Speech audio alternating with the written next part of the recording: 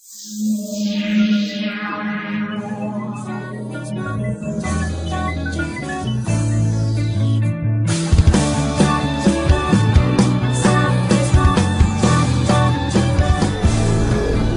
ang pagkakaiba sa pamamaraan ng kabataan noon sa mga kabataan ngayon?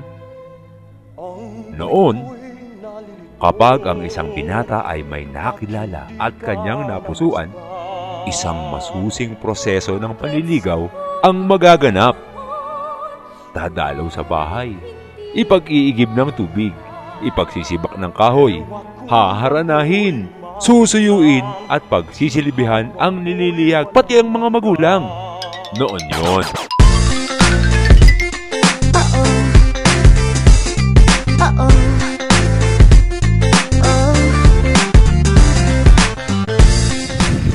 Hi Alice! Dito na ako.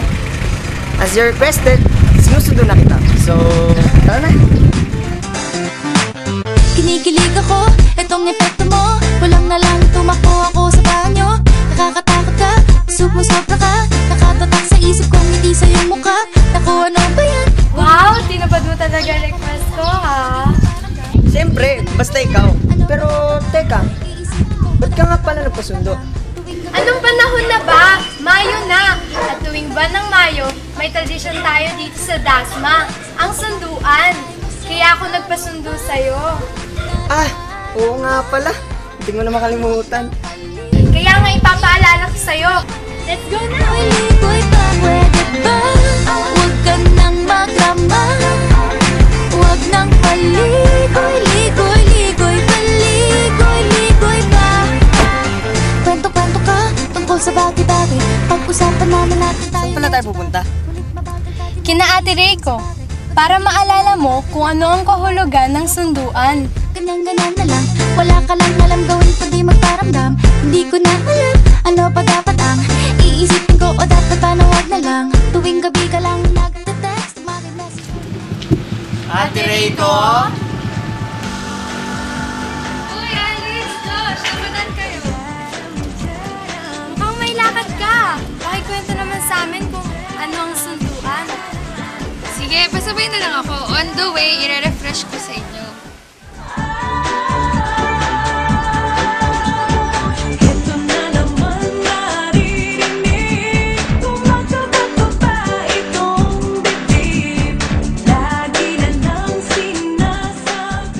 Para mas masayang kwento, kung sunduan throwback tayo kasama si Arnie Ross.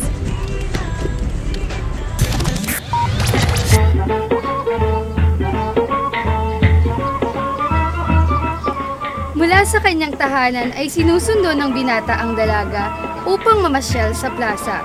Dito ipinapakita ng mga kalalakihan ang kanilang pagiging maginoo. Samantala, ang mga dalaga naman maliban sa kanilang angking kagandahan, na hinahanga ng karamihan ay naipapakita rin nila ang kanilang likas na kayumian.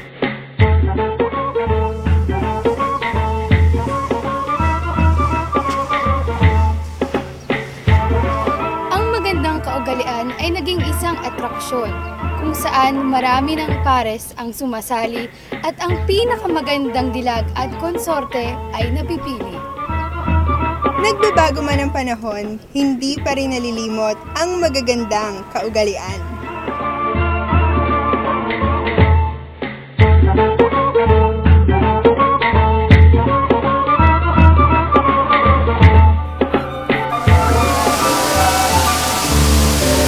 Dito sa lungsod ng Dasmariñas,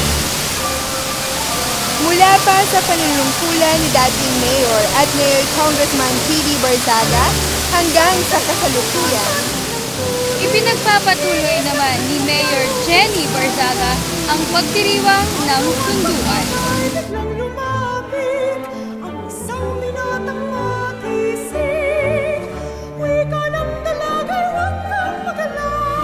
Ang mga pinakamagagandang dilag sa bawat barangay, kasama ang kanilang makikisig na konsorte, ay pumaparada sa poblasyon. Animoy pista ang dating dahil kasama pa ang banda ng musiko. Kusturang-kustura, suot ng mga Ginoo at pinibini ng sunduan ang makukulay at magagandang barong at terno na dinisenyo at likha ng pinakamahuhusay na mananahi sa lungsod.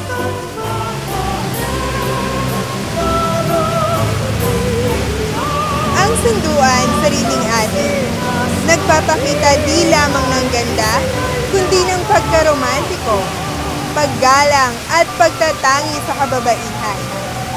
Buhay na buhay pa rin ang pagkamaginoo ng ating kabinataan. Saksihan ang mga eleganteng kasuotan at kakaibang kagandahan na sa inyo ay aantig. Hatid nito sa atin ay si Lily! Oo, naalala na na. Yes, Ate Rico. Thank you. O sige, dito na pala ako. Salamat sa ride. Thanks, Ate Rico. O saan naman tayo ngayon? Siyempre, pasyal-pasyal din sa Dasma pag may time, habang nagkukwentuhan tungkol sa sunduan. Aba, mukhang may alam ka pang info about sunduan. Alam mo ba, mula pa noong 2003, sa panahon ng panunukulan ni dating Mayor at ngayong Congressman P.D. Barzaga hanggang sa kasalukuyan, inaabangan talaga ang makulay na parada na tinutugtugan pa ng ating mga premyadong banda. Kumikinang ang ganda ng mga dilag mula sa iba't ibang barangay. Nakiparada na rin sa sunduan ang ilang artista tulad ni Rich Asuncion at Sheena Halili. At syempre, pagdating sa postura at paglakad sa rampa, kasama dyan ang mga opisyal ng ating pamahalaang lungsod. Gustong-gusto ko naman ng iba't ibang tema at makukulay na dekorasyon ng entablado. Ang mga damit na dinisenyo ng sikat na si Maestro Nueno Ramon Santiago. Ang mga obra ng mahuhusay na designers ng Dasma para sa mga binata at dalaga. Cute na cute din ang mga batang kasama sa parada. Pero ang pinakahihintay ko, ang pagkokorona sa mga natatanging dalaga at binata, ang Ginoo at binibining sunduan. Tagumpay at saya ang dulot ng sunduan tuwing buwan ng Mayo.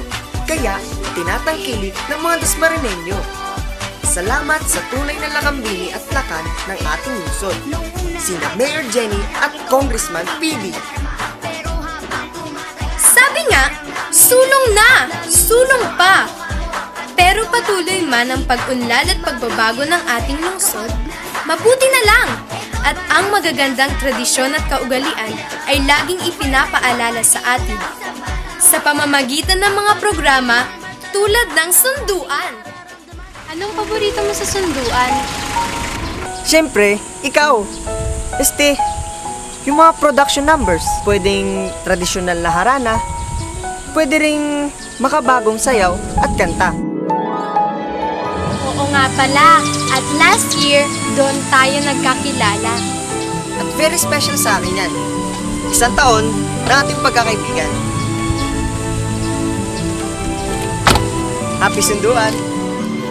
Nasa'yo na ang lahat, minamahal kita pagkat nasa'yo na ang lahat. Talaga, akala ko naman nakalimutan mo na. Ako pa! Oh, ano pang hinihintay natin? Tara na sa plaza, makikanta at makisabay sa pag-alala ng ating kultura. Sunduan na! Mababago ng isang katulad mo, nabibighani ang lahat. Dahil sa'yo